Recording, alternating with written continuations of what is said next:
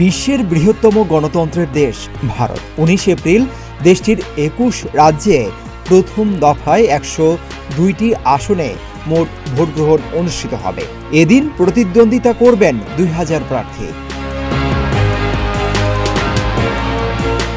19 April থেকে 1 June পর্যন্ত মোট 7টি ধাপে অনুষ্ঠিত হবে 18তম সংসদীয় নির্বাচন। শেষ মুহূর্তের প্রচারণায় ব্যস্ত সময় পার করছেন বিভিন্ন রাজনৈতিক দলের হেভিওয়েট প্রার্থীরা। ভোটারদের মন জয়ে তারা দিচ্ছেন নানান প্রতিশ্রুতিও। নির্বাচনে 400 আসনে জয় পাবে বিজেপি। আল জাজিরার প্রতিবেদনে বলা হয়, মঙ্গলবার বালুরঘাটে দলীয় নির্বাচনী সভা করেন দেশটির প্রধানমন্ত্রী নরেন্দ্র মোদী। এ সময় তিনি বলেন, আগামী 4 জুন নির্বাচনের ফল ঘোষণার পর দেখা যাবে 400 আসনেই জয় পাবে বিজেপি।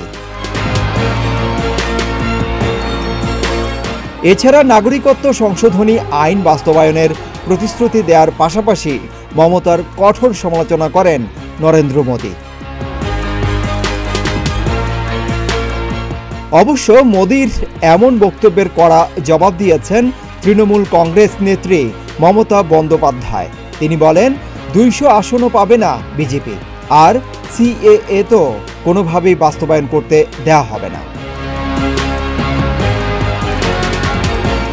এদিকে গেল 2 দশক ধরে গ্রীষ্মেই ভারতে লোকসভার ভোট হচ্ছে। 2004 থেকে শুরু করে এ নিয়ে টানা 5মবারের মতো এই অসহ্য গরমে ভারতীয়দের ভোটের লাইনে গিয়ে দাঁড়াতে হচ্ছে। এ নিয়ে ক্ষুব্ধ সাধারণ ভোটাররা। সারা দেশে এই নির্বাচনে মোট ভোটারের সংখ্যা প্রায় 96 কোটি। তারাই বেছে নেবেন 543টি লোকসভা আসন থেকে কারা পার্লামেন্টে যাবেন। বিজয়ী দল বা জোটের এমপিরাই স্থির করবেন নতুন সরকারের নেতৃত্ব কে দেবেন। বিশ্লেষকরা বলছেন, ভোটার বা প্রার্থীদের সংখ্যায়, খরচের বহরে এবং আরও নানা মাপকাঠিতে এটি যে বিশ্বের ইতিহাসে সবচেয়ে বড় নির্বাচন হতে যাচ্ছে তা নিয়ে কোনো সন্দেহই নেই। 5 বছর আগে 2019-এ ভারতে যে সংসদীয় নির্বাচন হয়েছিল সেটাই ছিল এই যাবৎকালের বৃহত্তম নির্বাচন। এবারে সেই রেকর্ডও যথারীতি ভাঙতে চলেছে। এবারে ভারতের লোকসভা নির্বাচনও হতে চলেছে প্রায় 1.5 মাস ধরে।